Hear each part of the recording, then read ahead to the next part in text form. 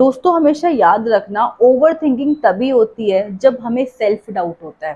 क्यों? पहचानिए अपने अंदर कि क्या वीकनेस है, क्या स्ट्रेंथ है, फिर उस पे काम कीजिए। आप एक छोटी सी बात जो हमारे माइंड में बार बार चलती है और हम अपना पीस ऑफ माइंड खुद ही खो बैठते हैं। हेलो एवरीवन, मेरा नाम प्रिया है और मैं आज आपसे बात करने वाली हूँ ओवर थिंकिंग के बारे में, जो हर एक विमेन के लिए कॉमन प्रॉब्लम है।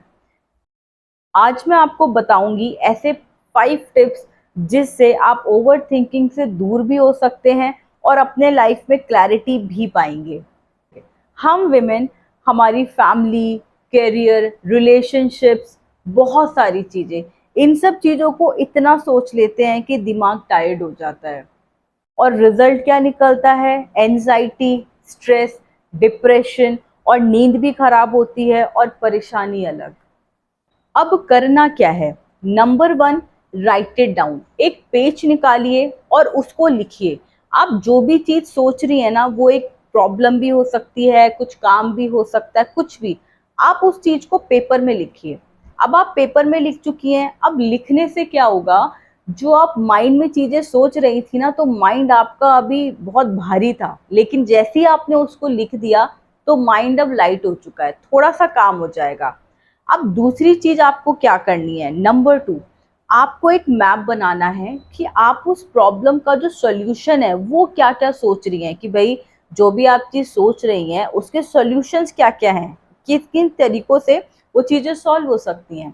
अब आपने यहाँ पे इतना लिखा। अब स्टेप नंबर 3, तीसरा टिप जो है, अब क्या करना है? अब आपने एक्शन प्लान बनाना है। अभी तक आपने देखा कि अभी तक जो आपका फोकस था ना, वो अभी तक आप चीजें सोच रहे थे माइंड में, कि भाई आप सोच ही रहे हो, सोच ही रहे हो, लेकिन अब आपने चीजों को लिख दिया है। अब आप क्या कर रहे हो? अब आप एक्शन के लिए सोच रहे हो कि भाई अभी तक आप क्या सोच रहे थे? प्रॉब्लम। लेकिन अब आप एक्शन लेने के लिए सोच रहे हो कि मुझे अब करना क्या है। तो यहाँ पे अब आप देखेंगी तीसरे स्टेप के बाद जो आपका फोकस है वो थिंकिंग से ना एक्शन लेने पे आ चुका है। ठीक है।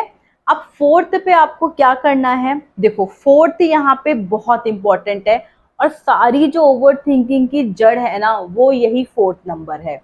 अपने आप को ऑब्जर्व करना, एक रियलिटी चेक करो कि आप जो चीज सोच रही हैं क्या वो हमारे बस के है। बस के इन द सेंस अपनी कैपेबिलिटी को ऑब्जर्व करो, ध्यान से देखो। क्योंकि आप हमेशा देखना, ओवर थिंकिंग हमें कब होती है?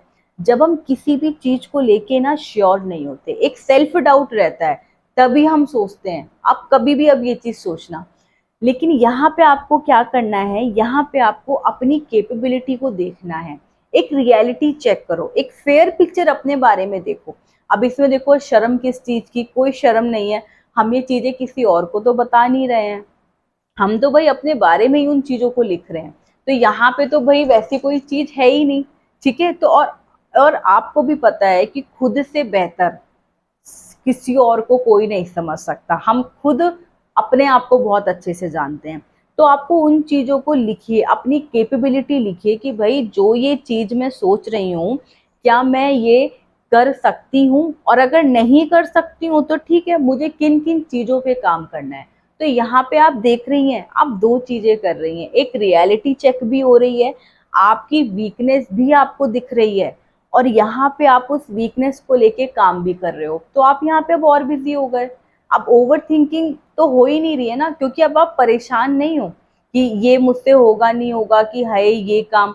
अब आप ये चीज सोच रहे हो, अच्छा मेरे अंदर ये प्रॉब्लम तो है, या मैं इस चीज को इस वजह से नहीं कर पा रही हूँ, तो मुझे यहाँ पे इस चीज को और इस चीज को ऐसे काम करना है, ऐसे वर्क करना है। मान लीजिए कि भाई अगर मैं इस चीज को नहीं समझ पा रही हूँ, या सपोज मान लीजिए कि मुझे कंप्यूटर पे ये काम करना नहीं आ रहा है, तो अब आपको पता चल गया कि अगर ये चीज मुझे पानी है तो इस चीज के लिए मुझे ये काम करना पड़ेगा।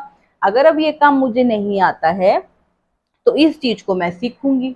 ठीक है। तो यहाँ पे अब आप एक रियलिटी चेक करी, अपने लिए आपने एक फेयर पिक्चर देखी। अब यहाँ पे देखिए 4 स्टेप आपके हो चुके हैं। अब इसके बाद ना आपकी ओवर थिंकिंग तो आपसे दूर हो जाएगी। देखो, ये चीज ना हमारे हाथ में नहीं है, हम इसको कंट्रोल नहीं कर सकते। फैक्ट बता रही हूँ, हम इसको खत्म भी नहीं कर सकते, ओवर थिंकिंग कभी खत्म नहीं होती और ये कॉमन है। लेकिन इसको कंट्रोल करना, कितना हमें ओवर थिंक करना है, इस चीज पे हम खुद कंट्रोल कर सकते हैं, क्योंकि ये चीज हमारे हाथ में है।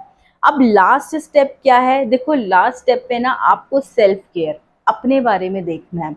आपको वॉकिंग भी करनी है, योगा भी करना है, जो भी आप अपने अकॉर्डिंगली अपने बॉडी के हिसाब से आपको वो रेगुलर बेसिस पे आपको ये चीजें करनी है। अगर आप रेगुलर बेसिस पे ये चीजें करती हैं ना, तो भी आप ओवर थिंकिंग से बहुत ही ज्यादा कंट्रोल पा सकती हैं, उससे दूर हो सकती हैं।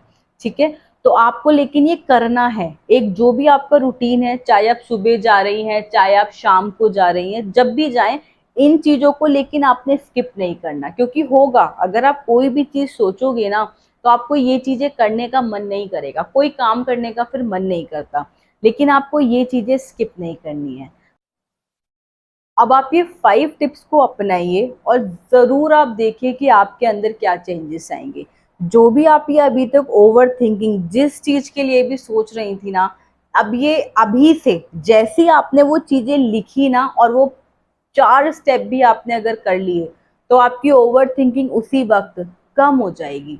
मैं खत्म की बात नहीं कर रही, क्योंकि देखो खत्म हम नहीं कर सकते दोस्तों, कम जरूर कर सकते हैं। ठीक है, क्योंकि ये हमारे ऊपर है कि हमें किस चीज को कितनी प्रायोरिटी देनी है। और एज अ वुमेन आपको अपना ख्याल भी जरूर रखना है। आप इस पे ध्यान दीजिए, इन स्टेप्स को अपनाइए और ओवर थिंकिंग को कम से कम करिए। आपको अगर ये वीडियो पसंद आई हो तो लाइक ज़रूर करिए, और विमेन के साथ इसको शेयर ज़रूर करिए, ताकि उनको भी अपनी लाइफ में क्लैरिटी मिल पाए। तो आपसे मिलेंगे नेक्स्ट वीडियो में, और आने वाली वीडियो के लिए चैनल को सब्सक्राइब ज़रूर करिए।